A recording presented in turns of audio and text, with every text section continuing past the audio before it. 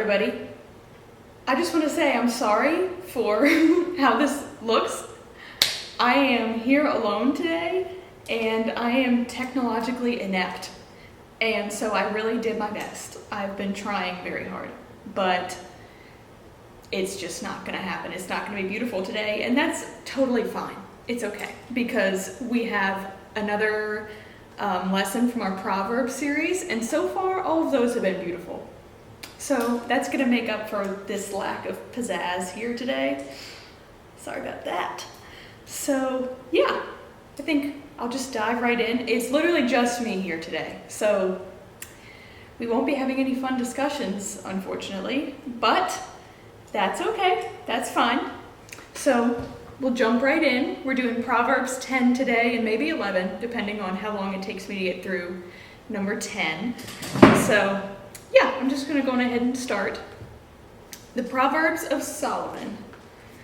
A wise child makes a glad father, but a foolish child is a mother's grief. Treasures gained by wickedness do not profit, but righteousness delivers from death. The Lord does not let the righteous go hungry, but he thwarts the craving of the wicked. A slack hand causes poverty, but the hand of the diligent makes rich. A child who gathers in the summers is prudent, but a child who sleeps in harvest brings shame. Blessings are on the head of the righteous, but the mouth of the wicked conceals violence. The memory of the righteous is a blessing, but the name of the wicked will rot. The wise of heart will heed commandments, but the one with foolish lips will come to ruin. Whoever walks in integrity walks securely, but whoever follows perverse ways will be found out. Whoever winks the eye causes trouble, but one who rebukes boldly makes peace. The mouth of the righteous is a fountain of life, but the mouth of the wicked conceals violence. Hatred stirs up strife, but love covers all offenses.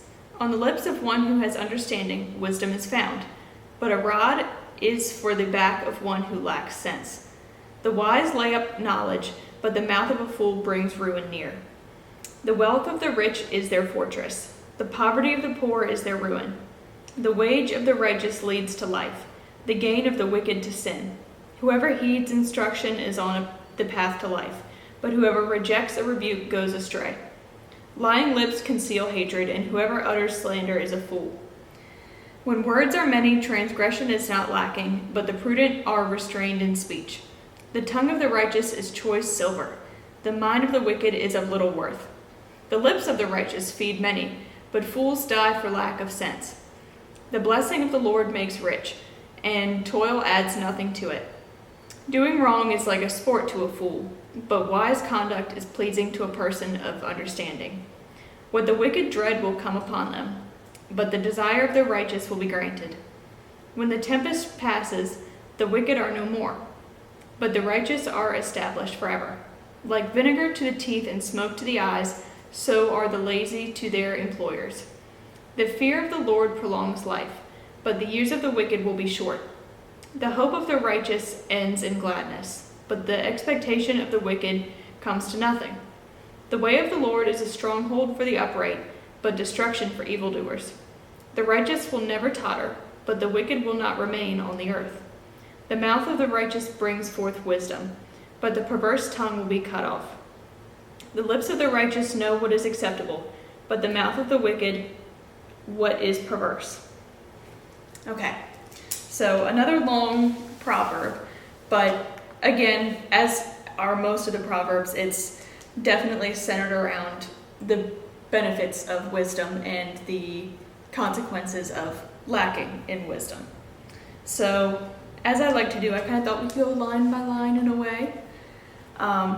So starting with the first verse, a wise child makes a glad father, but a foolish child is a mother's grief. So here, what I wanted to focus on is the fact that both wisdom and foolishness impact more than just you. You know, more than just your life will be impacted by your decisions. And also an emphasis on grief. So grief is an overwhelming emotion. Grief is a lot more than just sadness. You know, if it said a foolish child is a mother's sadness, that doesn't have nearly the same effect as grief, which is literally takes over your whole entire being at times. So that's how much that foolishness will impact those that love you. Treasures gained by wickedness do not profit, but righteousness delivers from death. So if you have to sin to get something into your life, or to keep something or someone in your life, you shouldn't be having it. It's not wise. It's not meant for you. There is more righteous things out there for you in your life. The Lord does not let the righteous go hungry. So I've been rereading in Genesis this week, and one of the things that I thought about when I got to, the Garden of Eden, and God will provide all the fruits and things for Adam and Eve to eat, was provision. God has been providing for us as humans since day one. And it also made me think of the verse out of Matthew 6:33, which says, "But seek first the kingdom of God and his righteousness, and all these things will be given to you as well." So basically, if you're following in his ways, the Lord will provide for you every step of your way. And it's always unexpected. That's why we have to have faith. But yes, the Lord will provide. Skipping a little bit, a slack hand causes poverty, but the hand of the diligent makes rich. That's verse 4. So discipline is a virtue that God honors, and he sees and he recognizes in you, and he'll reward you for that as well. It's true in your work, in your studies, but it's also true in your relationship with God. You definitely get what you give. And, in things like jobs, it's a lot more obvious at times to see, if I work super hard, I, either make this much money or whatever. That is very easy to see the cause and effect of that effort. But in your relationship with God is just as important, even if things don't happen in your life instantly, like we humans would prefer. Skipping down a little bit to verse 8, the wise of heart will heed commandments. So this word heed is mentioned in here twice. I just wanted to point out it means to pay attention to. That's not a word that I use every day, so I wanted to make note of that. So the wise of heart will pay attention to commandments, essentially, is what that's saying. Which makes sense. If you're wise, you're going to follow what the Bible says. But a babbling fool will come to ruin. So this is kind of going back to something that we touched on last week, which is that there's a lot of people out there who talk to talk just because they want to talk. What they are saying, they might not wholeheartedly believe in. They probably don't have the information to back it up, but they just talk. And that's not a wise thing to do. We should always listen more than we speak, which we'll kind of come back to at the end of this proverb. But yes, a babbling fool, if you're yammering on just to yammer on, it's not very wise. Whoever walks in integrity walks securely. So I know we've all seen the pastors or prominent members of the church that have come into a scandal. Basically, we know that the devil is getting into their brains and kind of speaking things into their lives. But essentially, what this proverb made me think about was that if we live our lives and have nothing to hide, we're doing everything right, But whoever follows perverse ways will be found out. Essentially, everything dark comes to light. There's a verse in the Bible about that as well. Just live your life righteously. Live your life without anything that could be found out that could ruin you. And you'll be safe. You'll be smart. Verse 10, whoever winks the eye causes trouble. So I actually had to do a little research on this because I think there's a couple times in here where it says whoever winks the eye, or it mentions winks. And I was kind of like, what is the significance of this thing going on here? But essentially it means mischievous or sneaky, because you wink and nobody will know.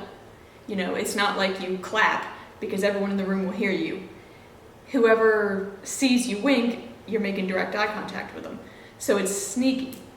And that's essentially what that means. Whoever winks the eye causes trouble. Whoever is acting in a sneaky way, being sneaky, will cause trouble. But the one who rebukes boldly makes peace. So basically, the one who's loud and proud will make peace at the end of the day. Yeah, that one's kind of self-explanatory. But verse 11, the mouth of the righteous is a fountain of life, but the mouth of the wicked conceals violence.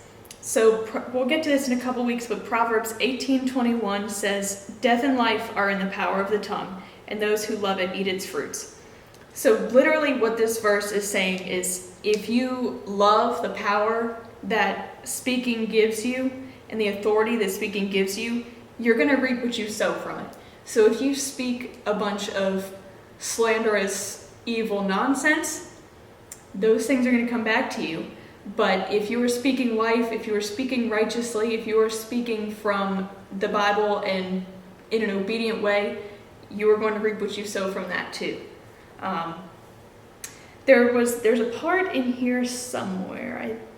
It might be the next proverb, actually. Don't want to spoil anything, but it talks about the power that like gossip gives you. So I'm sure we've all, from time to time, passed along a piece of information that we thought was interesting to somebody else, and when we get their reaction from it, we feel pretty good because we had the power to give them that information. So we see their reaction and their shock and their awe, and we're like, yep, I told them that. I feel pretty good about myself. That's the negative power of the tongue. And that is essentially what this is saying. Like, if you enjoy that power, that's not good. That's not the type of power you should be enjoying, because that's speaking death over somebody, something. Verse 12, hatred stirs up strife, but love covers all offenses. So there's a verse also in the Bible that says love covers a multitude of sins. Or it might be this verse in a different translation.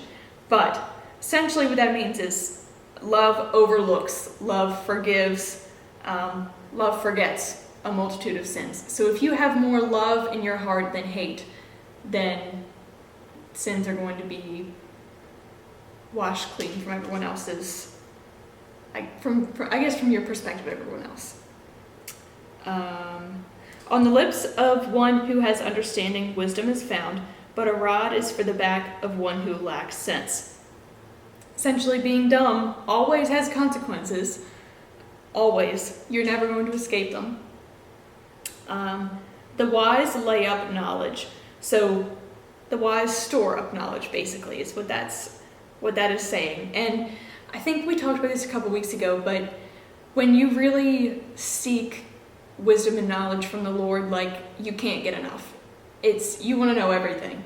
And there's consequences to that. We can't know everything. We're not God. But you do want to gather all the wisdom that you possibly can. And you do want to store it up forever and ever, because it's just such a beautiful thing, and it's so beneficial to our walk with Christ. Skipping down a little bit to verse 15, the wealth of the rich is their fortress. So basically, the wealth of the rich is what they would consider to be their protection and their safety net. So my favorite phrase, all their eggs are in the basket of their wealth. They are solely relying on their wealth to keep them safe. That's God's job. We should not be relying on money. Our bank accounts will not save us from trouble, but God will. Yes, so skipping down to verse 17, whoever heeds instruction is on the path to life, but one who rejects a rebuke goes astray. So it's been a long time since we did our lesson on pride, but basically, and I know we've probably all been there, where we feel prideful and we let pride get in the way of our ability to learn and grow as people. We think that we know better than somebody else, so we're like, why would I listen to them? What do they know that I don't already know? But oftentimes, it's a lot. because we are not perfect humans. So yeah, just don't let your pride get in the way, because God places people in your life at specific times for specific reasons. And it very well could be that somebody has a piece of wisdom to share with you. And if you're closed off to it, you're not better off for it at the end of the day. Oh yes, here's the part we're circling back to. Verse 18, lying lips conceal hatred, and whoever utters slander is a fool. So people filled with hate lie, and they slander because it makes them feel more powerful, right? So, oh gosh, I know there's probably a really good example out there. My brain is just like underfed, but people drag themselves, or they drag other people down to bring themselves up, because they think that, oh, if I talk a whole lot of smack about Jim over here, people are going to think that I'm so much better than him. Well, that's wrong. That's obviously a very wrong thing to do. We are all God's children. We don't have any right to be saying these things about other people, because we are sinners ourselves at the end of the day. Verse 19, when words are many, transgression is not lacking, but the prudent are restrained in speech. So again, going back to what we were talking about at the beginning, the babbling fool. Always listen more than you speak, because there's some people in the world, and I know I have been one, I'm just going to say that right now, I know I've been one. The more I talk, the more trouble I dig myself into, like a hole. Some people are just like that. Sometimes we just say things, and it's not cute. But yes, always listen more than you speak, and be the prudent person that is restrained in speech. Like the old mom saying goes, always think before you speak, because God is watching.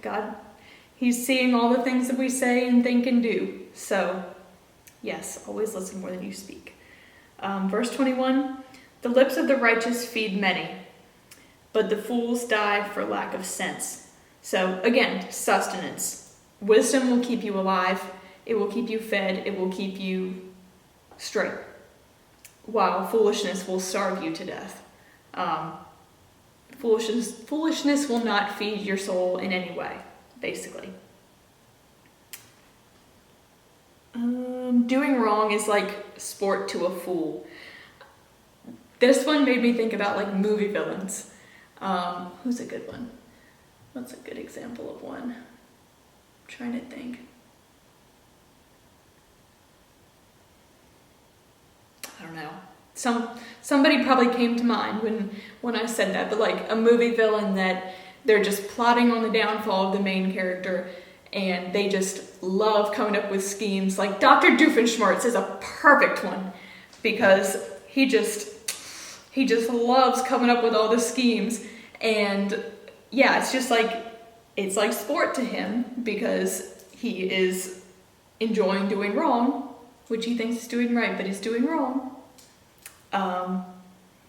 So if you find yourself in that kind of situation where, you're doing the wrong thing, but you're enjoying it, you're not acting out of wisdom. And I know that was kind of an extreme pivot, but yeah, just keep that in mind.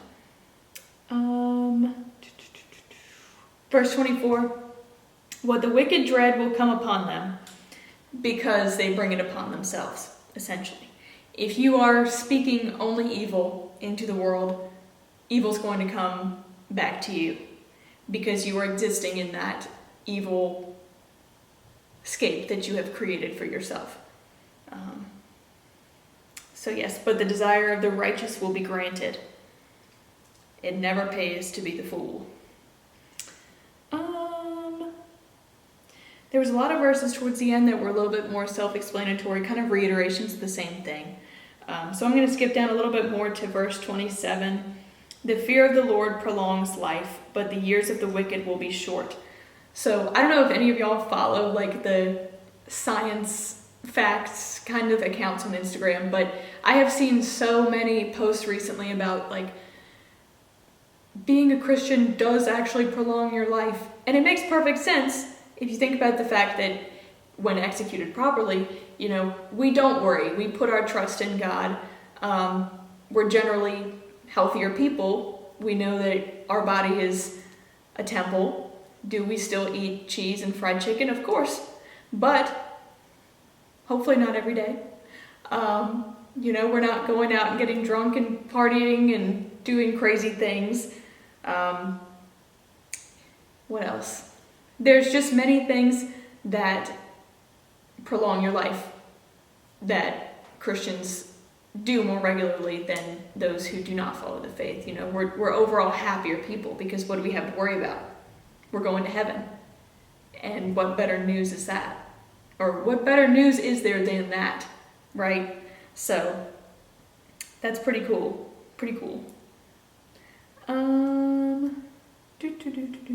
Verse 29, the way of the Lord is a stronghold for the upright, but destruction for evildoers. So faith will snuff out sin. If your faith is strong enough, you are going to completely lose your desire to sin because you know that you just know better, right, than to go out and sin and do the wrong things. And especially if you know that sinning will take years off your life, you're like, well, shoot, why would I want to go do those things that are just going to lead me to death, right? So yeah, I think that's about that. I don't think I'm going to do Proverbs 11 today. This solo podcasting thing is kind of stressful for me, so I don't think I'm going to do chapter 11 today, but we'll have 2 people with us next week, so that'll be great. So yeah, thank y'all for tuning in. I'm again sorry for my lack of beautiful backgrounds. I'm not very good at this technology thing. It's about all I can do to make my notes every week and edit these videos. So yeah, I hope everybody has a great week, and I hope everyone stayed safe from the weather tonight, and yeah, see y'all next Sunday.